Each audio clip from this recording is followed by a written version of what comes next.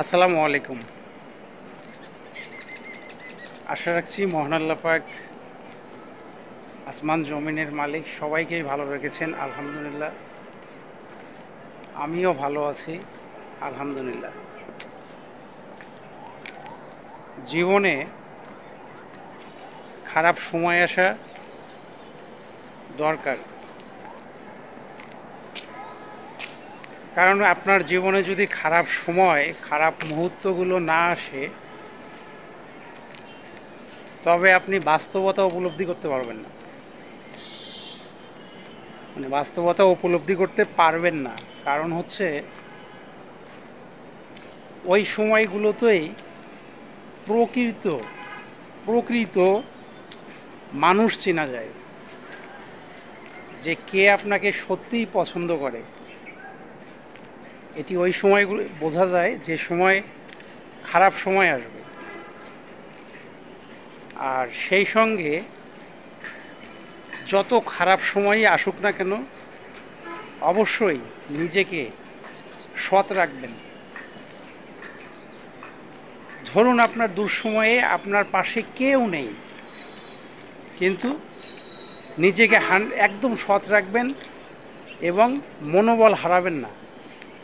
বিশ্বাস রাখবেন স্রষ্টার উপরে, কারণ এই পৃথিবীতে আমরা যা কিছুই করি না কেন, একটা সময় আমাদেরকে ফিরে যেতে হবে যিনি পাঠিয়েছেন তার নিকট।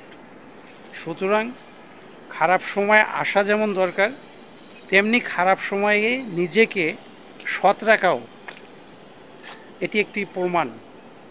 এবং স্রষ্টার উপরে ভরসা রাখবেন, মনোবল হারাবেন না, টোটালি ভেঙে পড়বেন না। মন মানসিকতা এতটা শক্ত করবেন যে কেউ নেই তাতে কি হয়েছে, কিন্তু স্রষ্টা আছে, স্রষ্টা আপনাকে দেখছে। যিনি আপনার রেজেকের ব্যবস্থা করে থাকেন তিনি আপনার সঙ্গে আছেন, সার্বক্ষণিক আপনাকে পর্যবেক্ষণ করছেন। আর খারাপ সময়গুলো কিন্তু বেশিক্ষণের হয় না। খারাপ সময় একটা সময়ে ভালো সময়ে পরিণত হয়, কিন্তু খারাপ সময়গুলোতে যে মানুষগুলো আপনার সুসময়ে খুব করে মিশত, খারাপ সময় আসার কারণে আপনার সঙ্গে আর মিশছে না, তাদের মুখোশগুলো তো আপনি চিনে গেলেন, তাই না? তাদের প্রকৃত রূপগুলো আপনি বুঝতে পারলেন। তো আপনার জীবন থেকে যখন খারাপ মুহূর্তগুলো কেটে যাবে, তখন সেই ব্যক্তিগুলো তো আর আপনার কাছে ভিড়তে পারবে না, কারণ আপনার চেনা হয়ে গেছে, আপনার চেনা হয়ে গেল, জানা হয়ে গেল। সুতরাং খারাপ সময়গুলোতে আমি চাই না যে স্রষ্টা কারো জীবনে খারাপ মুহূর্তগুলো নিয়ে আসুক। যদি নিয়ে আসে, নিজেকে সৎ রাখুন, ভরসা রাখুন সৃষ্টিকর্তার উপরে, ভেঙে পড়বেন না, মনোবল ঠিক রাখুন। খারাপ সময়গুলো, অর্থাৎ খারাপ সময়ের সঙ্গে যদি আমি ঝড়ের তুলনা দিই, ঝড়, ঘূর্ণিঝড় কিংবা খুব বৃষ্টি, এগুলো কিন্তু ক্ষণিকের হয়, ক্ষণিকের না। হ্যাঁ, এই ক্ষণিকের সময় ক্ষতি করে যায়, কিন্তু এগুলো মনোবল ঠিক রেখে, নিজেকে সৎ রেখে মেনে নিতে হবে। ভালো থাকবেন। আসসালামু আলাইকুম।